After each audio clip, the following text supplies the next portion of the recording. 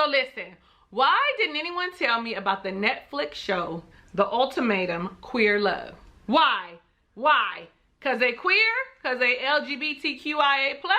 It's about love and relationships. You know that's what we talk about over here. It don't matter. It translates the same exact way.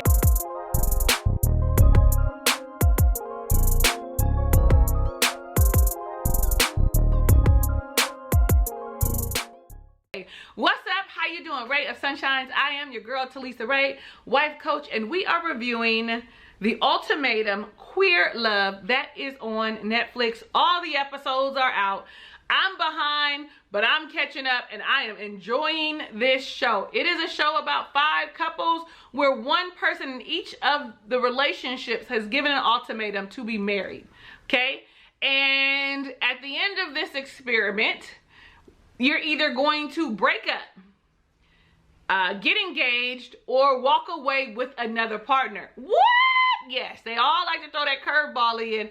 Unfortunately, it's not about like really getting to the crux of everything between the two of them, which is something that I would like to see. I would not like to see people constantly being, you know, thrown as a third party, but maybe, you know, a coach or a therapist actually sitting with people and having them work through their issues would be a great episode. But I mean, a great show. But until then, we just gonna talk about the stuff that's good that I can talk about too. So like I said, this is episode 1, breakup is what this is. 5 couples have an ultimatum. The way that it works is for 3 weeks, they will be married to pretty much a stranger, somebody that they're introduced to for a week that they quote unquote have some type of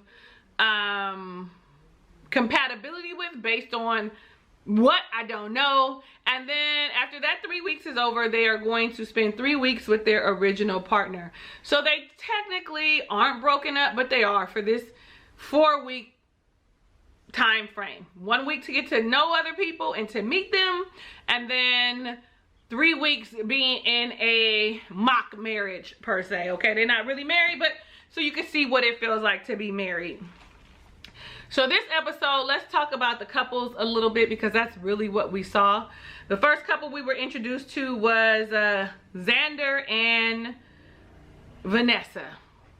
And Xander and Vanessa have been together for 4 years. They've been together since high school. They were actually girlfriends of boyfriends that were best friends. Girlfriends of best friends that were guys. Boom. And you know, Vanessa was like, hey yo, what's up? Are you gay? And she was like, yeah, that's pretty much. And then that was all she wrote. So for me, for each of them, that's like their first queer relationship. So I don't know. I don't know.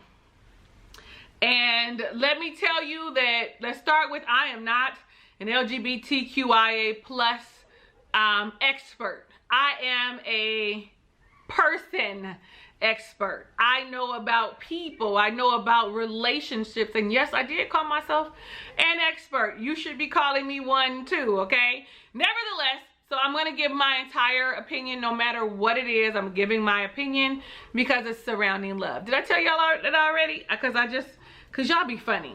Well, anyway, Vanessa is a free spirit.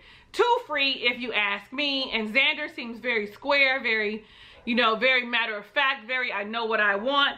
And to me, Vanessa is already showing that she doesn't want to be married. In this first like 5-10 minutes of the show, she's flirting with Mal, okay? So then you got Mal and Yoli. I got their ages, but does that really matter? Sometimes it does, and sometimes I will share it. They've been together for 3 years, and Yoli wants to be married now, where Mal is saying, I want to marry you, but I need to be stable. I need to have my ducks in a row. I want to be able to provide for you, to protect you, to buy the house, to get the rings, and all these things. And right now, I'm not in the space to do that. Now, I personally commend Mal for wanting to have a plan. But it doesn't seem like Yoli needs all the things. Like, we can work on these things together. So, you know, like, it's not just about you. But here's the caveat. Mal is saying the reason I'm also waiting to get married to her is because every time she talks about an ex, she talks about this with as much fervor and as much passion. And you know, how great they were and how she wanted the same things. And Mal is like, well, what makes me different from the people in your past? Do you just want to be married? Is there something about me that you're gravitating to? And I totally get it. If I'm just a carbon copy of the last hoe, what are we talking about? Make sure that it's me that you want and articulate to me that it's me that you want in your life. I'm just saying, I could be wrong, and if y'all think I'm wrong, let me know down below in the comments. But I don't think that that's wrong. What is it about me that makes you want to spend the rest of your life with? What it is about me that makes you think I'm your person, that I'm this special, that we have this special connection and should be life partners? What is it? Huh? Okay, right. And if you can't answer that, then to me that's a problem. Yoli is saying she wants a hell yeah. Or is that Mal? Because I don't want to be lukewarm. I want it to be hell yeah. There's somebody else in my life that I know that says that they want a hell yeah. I don't want to be like, oh, maybe I like them kinda, sorta. So then the next couple we are introduced to are Lexi and Ray. They've been together for 3 years. Lexi wants to be married. Lexi is the youngest person there. She's 24. So Lexi is a blonde bombshell. Okay. And what I'm noticing is, though she is very feminine in her dress, that her energy is very much so, she's very much so duality, because we all have masculine and feminine properties about us. And I feel like you can see that in the way she operates when it comes to Ray, that she has the more authoritative, that's probably the word I want to use, energy than Ray. Ray seems very, we need to see more about her, but seems very unsure about who she is and the things that she wants. All she knows is that Lexi has big, beautiful boobs, and that's what she likes about her. That's what I gathered in the first episode. Okay, I'm just, listen, this is me. I know I watched a couple episodes, so I'm gonna try and give y'all 2 at a time, like 1 and 2 back to back. But I'm just saying, this was my first response. I'm trying to see, do I have another note about her somewhere else? I don't. Okay, so then we meet Mildred and Tiffany. Okay, now they've been together for 2 years. Mildred is the one that has given Tiffany the ultimatum. She is Latina and she is spicy, but she is also absolutely gorgeous. I learned a new term. She is a power bottom, which means she's a bottom, but she likes to be in control. Okay, like, listen, if you ain't watching to get up on lingo and know what's up, like, what you doing? Y'all should just go watch the show. Just watch the show. And if you are not pro people doing what the fuck they want to do with their life, then what you look at it as is just 2 people who are experiencing life situations that everyone, no matter what your sexual orientation, no matter what your sexual preference is, experiences. It's eye-opening. It will be eye-opening for a lot of folks as it relates to who you are and what you want. Okay, off of that soapbox and back here, Mildred seems very passionate to me. She's also been married before. And then I wrote down, oh wait, let me tell you about Tiffany first. She is masculine presenting. I said that this relationship seems to be toxic because they're on again, off again, on again, off again. Mildred breaks up with her only to get back with her. And, you know, Tiffany says that they have horrible communication, which is what the cruxes of all relationships. Communication, commitment, whatever that looks like to you, and collaboration are the 3 C's that a good friend of mine taught me, and I have stuck with those ever since. And I said, sex is their glue. The thing that keeps bringing them back to one another is passionate, amazing sex. But outside of that, they have a horrible relationship, which kind of sucks. You want so much more than it to be physical, sexual intimacy. You want a loving, supportive, caring, safe relationship that also has this passionate sex that just heightens everything.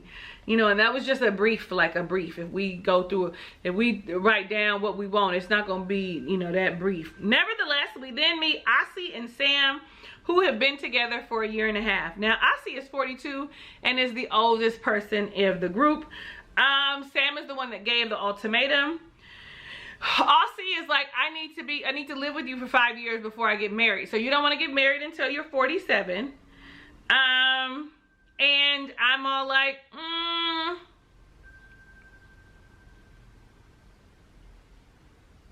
that's fine if that's the thing that you want to do.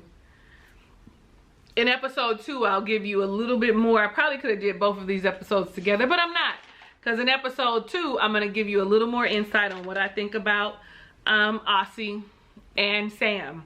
So we're at the pool party and everybody is doing this like kind of not speed dating, but I'm going around and I'm meeting everyone to see who I am connected with. Okay? And Vanessa had mentioned earlier that everybody falls in love with her. That was a red flag for me, that everybody falls in love with her. And what's sad is that she's a Virgo, August 26th, and my birthday is August 28th. I am nothing like that. Though I do think people do gravitate towards me, there's something about her energy that seems a lot over the top. Mal's birthday is also August 26th, and if you can see that those are two different types of Virgos and personalities, because you got other things that you need to keep in, you know, in consideration. They might have some basic characteristics the same, but they are nothing alike.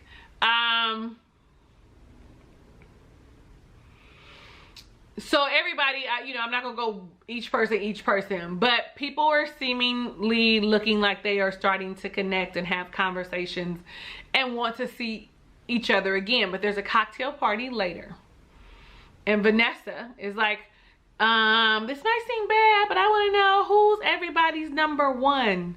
Everybody's all like, no, that's not it. Seems very messy. Seems very messy. Flag number 2.